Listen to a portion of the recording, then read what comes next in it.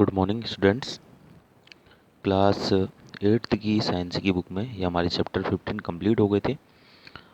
मैंने आपको चैप्टर 15 के एक्सरसाइज में जो क्वेश्चन आंसर थे वो सब करा दिए थे। आज की इस वीडियो में हमारा जो ये नेक्स्ट चैप्टर है, चैप्टर 16 लाइट, यानी कि प्रकाश के बारे में हम पढ़ेंगे। ठीक है, तो स्टार्ट करते हैं। The world is largely known through the senses. संसार को हम मुख्य रूप से अपनी ज्ञानेंद्रियों से जो है जानते हैं। The sense of sight is one of the most important senses. ज्ञानेंद्रियों में से दृष्टि एक सबसे महत्वपूर्ण ज्ञानेंद्रिय है। Through it we see mountains, rivers, trees, plants, chairs, peoples and so many other things around us.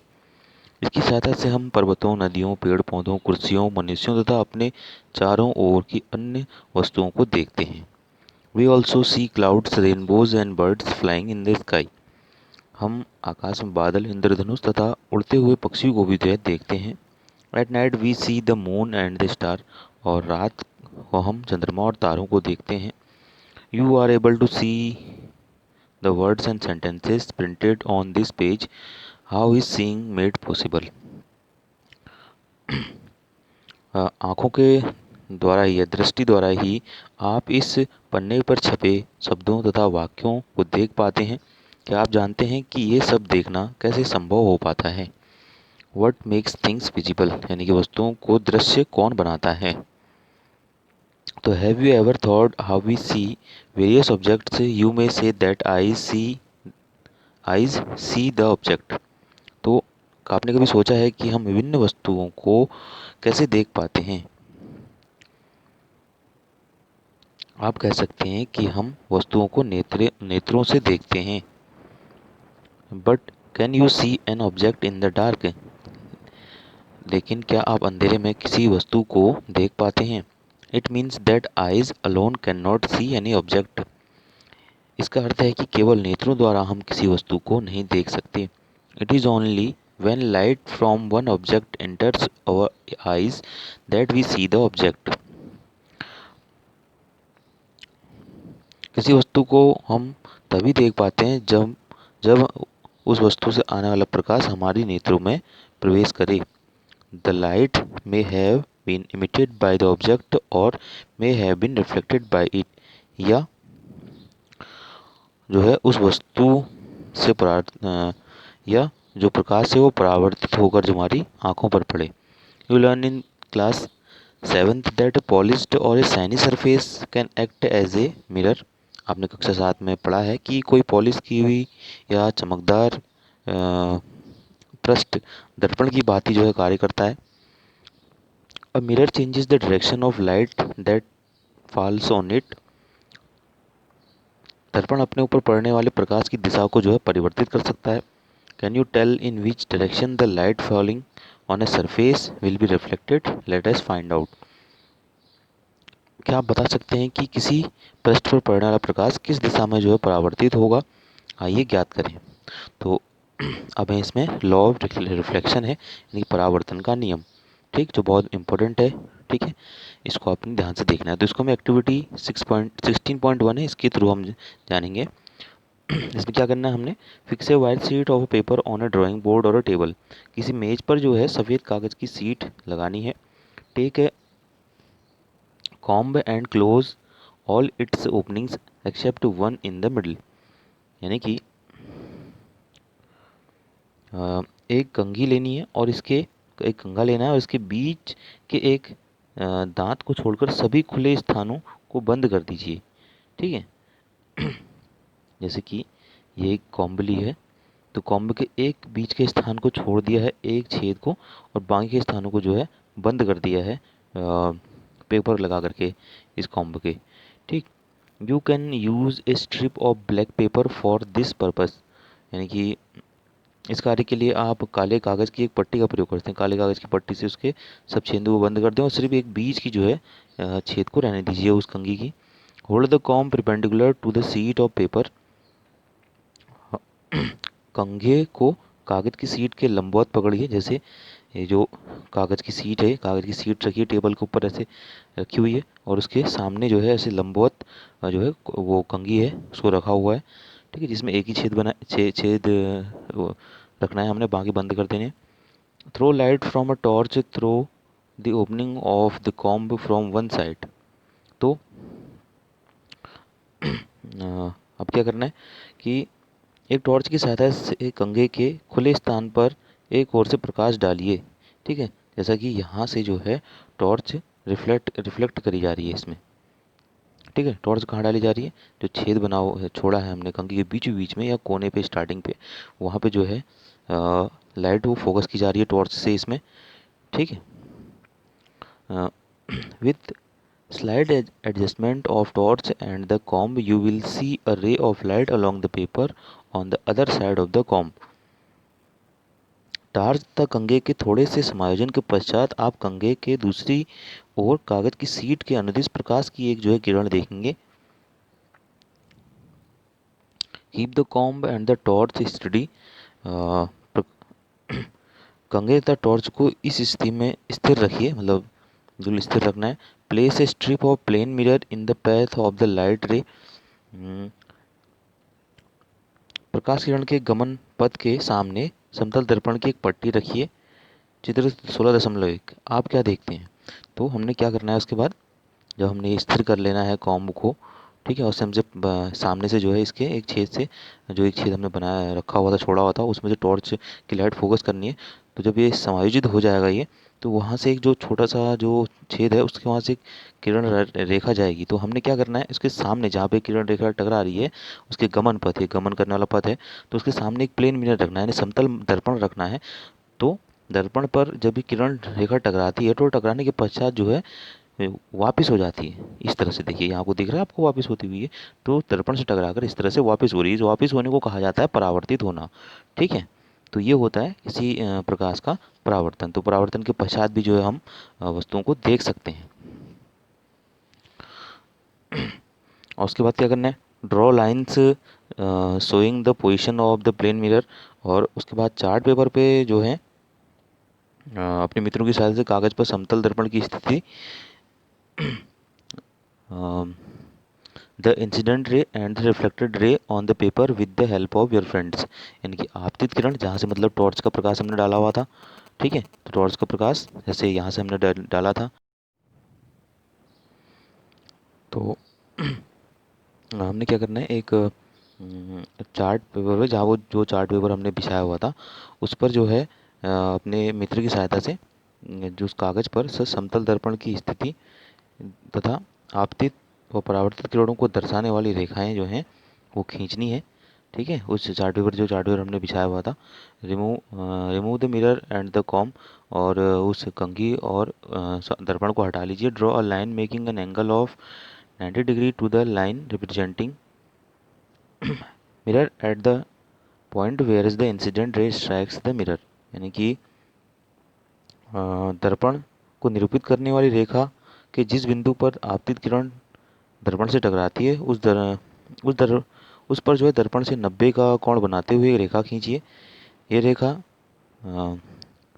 This line is known as the normal to the reflecting surface at that point. तो यह रेखा परावर्तक पृष्ठ के उस बिंदु पर जो है अभिलंब कहलाती है। At that angle, eight that point the angle between the normal and incident ray is called the angle of incidence। आपतित किरण तथा अभिलंब के बीच के कोण को आपतन कोण, ये दिया है इसमें, कोण आई कहते हैं। The angle between the normal and the reflected ray is known as the angle of reflection, angle R. परावर्तित किरण तथा अभिलंब के बीच के कोण को जो है परावर्तन कोण, कोण आर कहते हैं। चित्र 16.3 में जैसे दिखाया गया है। Measure the angle of incidence and the angle of reflection. Repeat the activity several times by changing the angle of incidence. Enter the data in table 16.1। तो जो है इस क्रियाकलाप को आपतन कोण और परावर्तित कोण परावर्तित करके कई बार दोहराइए। प्रेक्षणों को सरणी 16.1 में लिखिए। तो ये है हमारी इंसिडेंट रे। इंसिडेंट रे मतलब जो आपतित किरण होती है, यहाँ से जो हम टॉर्च के द्वारा जो कंघी के छेद से जो किरण गई है उसे कहेंगे हम इंसिडेंट रे। और ये है मिरर। मिरर में जब टकराती है तो जो मिरर में टकराती है तो जितने एंगल से ये गई होगी इस इस दर्पण पर टकराई होगी जो किरण, उतने ही कोण द्वारा जो है वो वापस हो जाती है। जो वापस होने वाली किरण होगी उसे परावर्तित किरण कहा जाता है, यानी रेफ्लेक्टेड रे कहा जाता है। ठीक है, तो इंसिडेंट रे को जो है एंगल आई से प्रदर्शित करते हैं और रिफ्लेक्टेड रे को एंगल आर से प्रदर्शित करते हैं, और उन दोनों के बीच में जो दोनों के बीच में होता है, ठीक है, जो इंसिडेंट रे और रिफ्लेक्टेड रे को अलग करता है, आधा करता है, तो उसे नॉर्मल कहा जाता है, यानी कि अभिलंब कहा जाता है। ठीक है, तो विभिन्न जो आप अलग तरीके से जो है इनके प्रेक्षणों को करिए और इनको जो है जो टेबल 16.1 है इसमें नोट कीजिए। Do you see any relation between the angle of incidence and the angle of reflection? तो आपको जो है आपतन कोण तथा परावर्तन कोण के बीच कोई संबंध देखते हैं? Are they approximately equal? क्या ये दोनों जो है बराबर हैं? If the experiment is carried out carefully, यदि जो है इस प्रयोग को सही और सावधानीपूर्वक किया जाए तो it is seen that the angle of incidence is always equal to the angle of reflection. तो हमें पता चलता है कि जो आपतन कोण होता है वो हमेशा परावर्तन कोण के बराबर होता है। This is one of the laws of reflection. ये जो है परावर्तन के नियमों का परावर्तन के नियम का एक पहला नियम है। Let us perform other activity on reflection. हम जो है दूसरा जो है प्रयोग करते हैं जो परावर्तन पर ही आधारित है। ठीक है, एक्टिविटी 16.2 परफॉर्म एक्टिविटी 16.1 अगेन। आपने जो है दोबारा से क्रियाकलाप 16.1 करना है। This time use a sheet of stiff paper और ए चार्ट पेपर, और इस समय जो है किसी सख्त कागज़ की सीट अथवा चार्ट पेपर पर का उपयोग करना है। Let the sheet project a little beyond the edge of the table, और आपने जो है इसमें जो सीट है मेज के किनारे से थोड़ी बाहर निकलते हुए होनी चाहिए। मेज के किनारे से थोड़ी सी वो बाहर निकले हो, जैसे कि आपको चित्र 16.4 में ये दिखाया जा रहा है। ये टेबल से थोड़ी सी बाहर है ये पेपर की सीट। ठीक है, और वही जो है क्रियाकलाप दोहराया जा रहा है इसमें। Cut the projecting portion of a seat in the middle. अब आपने इस क्रियाकलाप में थोड़ा अंतर करना है कि सीट के बाहर निकले भाग को बीच में से काटिए। तो जो बाहर निकला हुआ भाग है उसको बिल्कुल सेंटर से काट लेना है, यानी कि जैसे ये है तो ये बीच का भाग है जहाँ पे रिफ्लेक्ट हो रही है लाइट, और लाइट होने के पश्चात जो है इसको बीच का जो जिसे नॉर्मल कहा जाता है, विलंब कहा जाता है, तो वहाँ पर से जो है ऐसे यहाँ पे से कट कर लेना है। ये जो अभिलंब है हमारे, जहाँ पर अभिलंब है ये बीच सेंटर होता है ना विलंब है ऐसे करके, ये इंसिडेंट रे है, ये रिफ्लेक्टेड रे। तो इससे पहले जो बीच बाहर निकला हुआ टेबल से बाहर का भाग थोड़ा रखना है कहाँ इस पेपर शीट को, तो इतना इसमें से कट कर लेना है जो अभिलंब को दर्शाता है। ठीक है, make sure that the reflected ray extend to the projected portion of the paper. तो यह सुनिश्चित करना है आपने कि ध्यान रखना है कि परावर्तित किरण कागज़ के बाहर निकले भाग पर जो है भी दिखाई दे। ठीक है,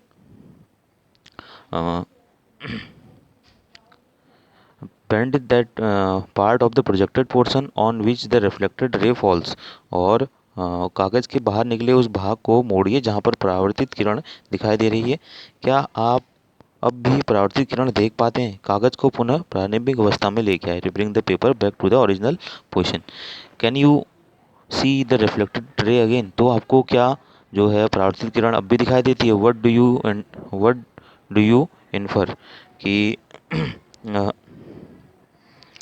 इससे आप जो है क्या निष्कर्ष निकालते हैं? When the whole sheet of paper is spread on the table, जब हम पूरी सीट को जो है पेपर के ऊपर टेबल के ऊपर बिछाते हैं, इट रिप्रेजेंट्स वन प्लेन। यह जो है एक तल को निरूपित करती है। The incident ray, the normal at the point of incidence and the reflected ray are all in this plane. तो आपतित किरण, आपतन बिंदु और अभिलंब तथा परावर्तित किरण ये सभी जो है एक ही तल में होते हैं। When you bend the paper you create a plane different from the plane in which the incident ray and the normal lie. तो जब आप कागज़ को मोड़ देते हैं तो आप एक नया तल बना लेते हैं, तो उस तल से भिन्न जो उस तल से जो है भिन्न होता है जिसमें आपतित किरण तथा अभिलंब स्थित होते हैं। Then you do not see the reflected ray. इस प्रकार जो है आप परावर्तित किरण नहीं देख पाते। What does it indicate? तो ये क्या प्रदर्शित करता है? It indicates that the incident ray, the normal at the point of the incidence and the reflected ray all lie in the same plane. तो यह प्रदर्शित करता है कि आपतित किरण, आपतन बिंदु पर अभिलंब तथा परावर्तित किरण ये सभी एक तल में होते हैं। यह परावर्तन का एक अन्य नियम है। ठीक है। Bhujan Paheli performed the both above activities outside the classroom. When the sun as the source of light instead of a torch, you too can use the sun as the source of light. तो पहले और पूजन ने उपरोक्त क्रियाकलाप torch के स्थान पर सूर्य के प्रकाश को प्रकाश स्रोत के रूप में उपयोग करके जो है क्लासरूम से बाहर किए। आप भी प्रकाश स्रोत के रूप में जो है सूर्य का उपयोग कर सकते हैं। Bhujo remembered that in class 7th he had studied some feature of the image of an object formed by a plane mirror. भूजो को याद आया कि उसने कक्षा 7 में समतल दर्पण द्वारा बने किसी वस्तु के प्रतिबिंब के कुछ लक्षणों का अध्ययन किया था।